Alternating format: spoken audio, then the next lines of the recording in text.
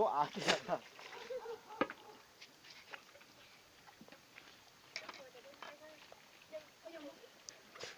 Hả? Nó pet tuần chúa nè, nó rong ở đằng á.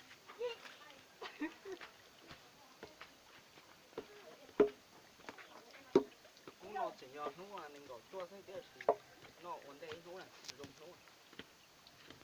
Thế chỉ nó đó rồi, nó lì rồi không bò, không bò. Nó tiếp tục đá đó, nó tiếp tục chia à.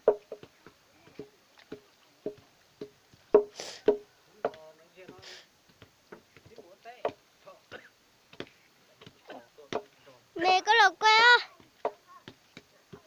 Quay mà, là nó do thả từ đó. Đấy, nó do thả từ hai đấy mà. Hai lù bất điện đó ta. Có mẹ đó hai về. Có hai kiểu tao đi lâm ba rồi, có hai đi.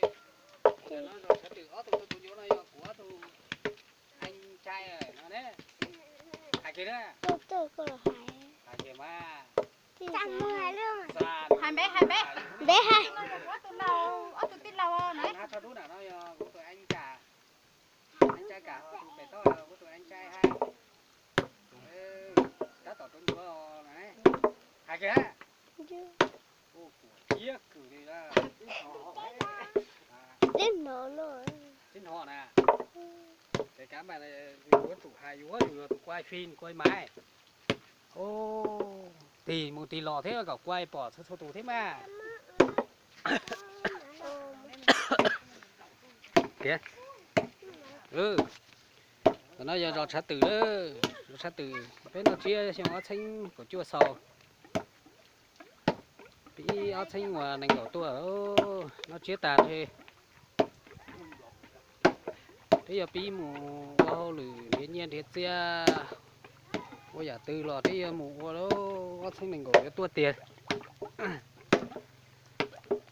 bây giờ có tụt tua này ta tỏ tuần chúa này nó nành gửi chua biết nó chia nành gửi chua đó nành gửi chua lú cỏ thì xanh cỏ chua biết nó chia lại để sau xong người ta đó tụ đi liếc để nó giờ cũng tụ nó thâu à cũng tụ bắt nè bắt nó giờ cho nhiều tần thôi luôn nó chỉ tốn vô nó chia thế thì mẹ con thấy con giải kia đấy tụi này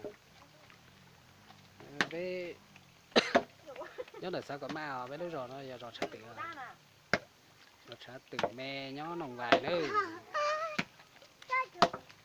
cái trò sẽ bên mua chi trò gì chứ mà nó nói gì can đồ họ tí nói gì về thế tà nó can đồ thế nào kỳ đây khó rác khua thế đó nè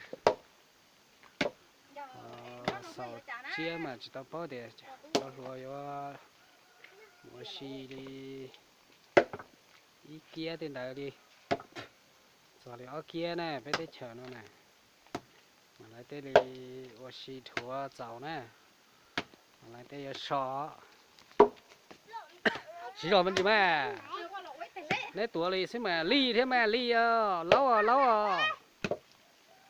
ô chả này tuổi chỉ chút ma này nè tuổi trời cũng chưa chả chia lại để chi lừa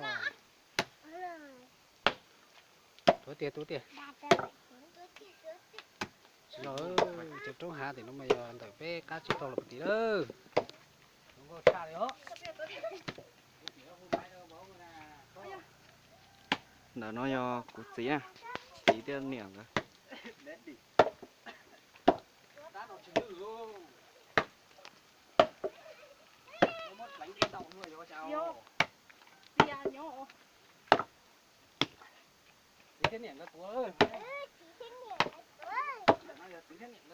Một chỉnh nữa.